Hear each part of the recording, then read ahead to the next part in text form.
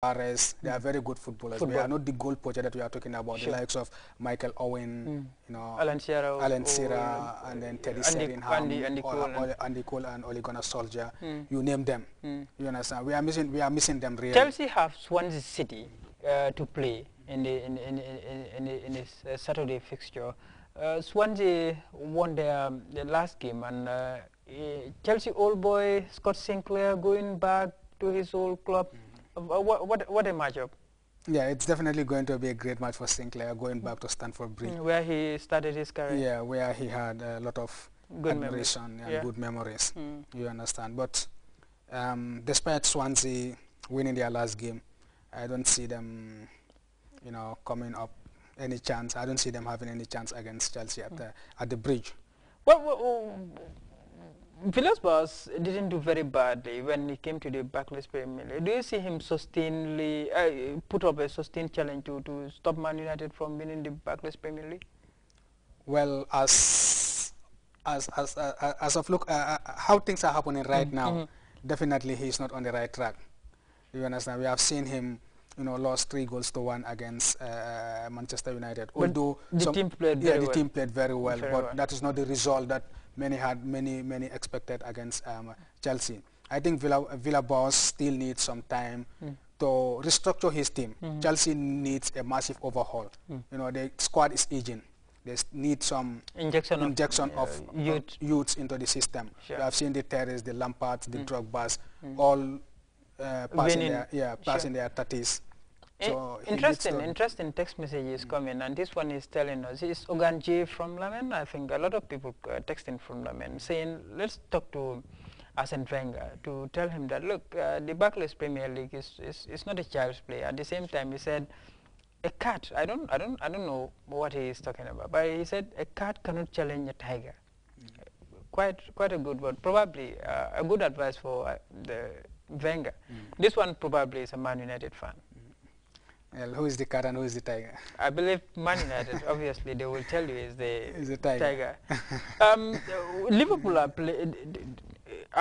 playing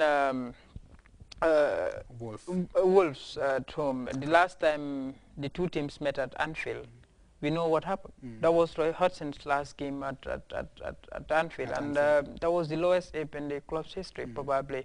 Probably the lowest attendance in many years, and the club Liverpool lost to Wolves, and that spelled the end of Hudson and Kenny Dalglish's game. His first win was against Wolves, and Fernando Torres scored his last goal for Liverpool in Liverpool colours. What do you think will be the outcome of the game?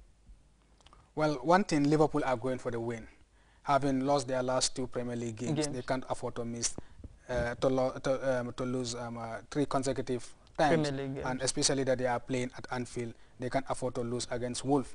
If they are to mount any realistic challenge for the title, or even getting into the top four, you know, they must start getting back to winning ways, and it must start against Wolves. With big games against Everton and Man United coming up, I don't think Liverpool have any chance to slip against Wolves. And Kenny Dalglish might be lucky, because his last game he lost 2 of his key players, but all those red cards are now they are almost out because the Carling Cup game, midweek Carling Cup games. So he would have Adams and Scartell back in the squad. How big is a boost for Liverpool, knowing that Steven Gerrard played at least some 17 minutes, almost 20 minutes against Brighton in the Carling Cup? A big boost. That was what all Liverpool fans. 6 months out? Yeah, 6 months out. He's the talisman. He's the one who get Liverpool going, and especially when the going get tough, he's the one that they rely on.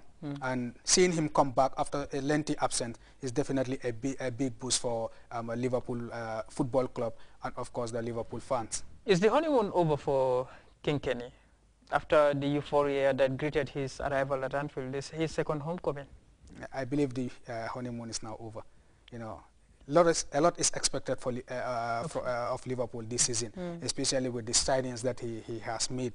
So definitely honeymoon is over. He should start delivering and he should know how to use his players wisely. Carroll or Bellamy? I'm going in for Bellamy. Why? Bellamy has the pace, he has the experience, you know, he can score goals. And we have seen him play partner Luis Suarez against Brighton in the Carling Cup, and it was a very, very good partnership, and he scored a very, very good goal against Brighton. So I will definitely prefer him to Carroll in the game against Wolverhampton Wanderers. Prediction for the score? 3-0. Resounded Liverpool, and I wouldn't expect anything from him to say anything. But then we have Wigan, Tottenham are visiting Wigan on the back of a very good win against Liverpool, beating them massively well. And we all know what Tottenham are capable of doing with the likes of Modric, Bale, Van der Vaart, and Adebayo on form. You can't take anything away from them. They may as well be the biggest threat to Liverpool.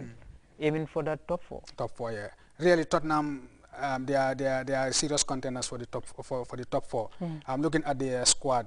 The addition of Emmanuel Adebayo is a very, very good addition to the team. And they have a midfield that consists of Luka Modric and Kranjčar and even Gareth Bale, who on their day they play some very, very fascinating wonderful football. Sure.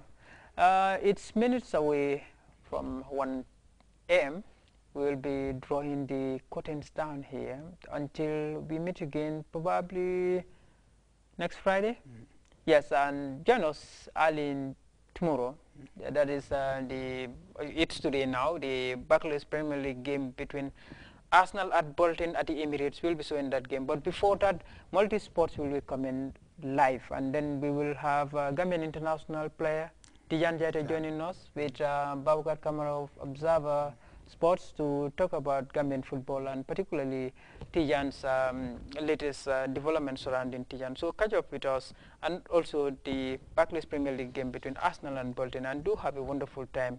It's me, Babakat Seymour, and have a nice time and good morning. Have a wonderful day. Close down transmission, but before we take leave of you, a recap of our headline making stories. My name is Abubakar Dabo. Over 100 women who have been receiving treatment from the President's Alternative Medical Treatment Program for fertility problems have been discharged. The group is the 7th to receive the treatment for the condition which the head of state offers at no cost. Meanwhile, the President and Commander-in-Chief of the Gambia Armed Forces has donated 30 trucks to the Armed and Security Services. The donation handed over to the beneficiaries by the Secretary General and Head of the Civil Service, Usman Jame, has been described by officials as a demonstration of Sheikh Professor Alhaji Dr. Yahya Ejije Jame's commitment to the enhancement of the operational capabilities of the Armed and Security Services. The African Cashew Alliance on Thursday visited President Jame's cattle plantations in Kendai at the end of the 6th annual conference in the Gambia. The conference discussed and reviewed the state of cashew growing and processing in Africa. Delegates were impressed with the state of cashew production in Kendai and its potential to strengthen the Gambia's position as a major producer of cashew in Africa. The RPRC Women's Wing on Thursday held a meeting at the party's bureau in Kanifing. The meeting brought together mobilizers, councillors, and some of the party bigwigs. It's meant to formally announce their intention to go on a nationwide tour.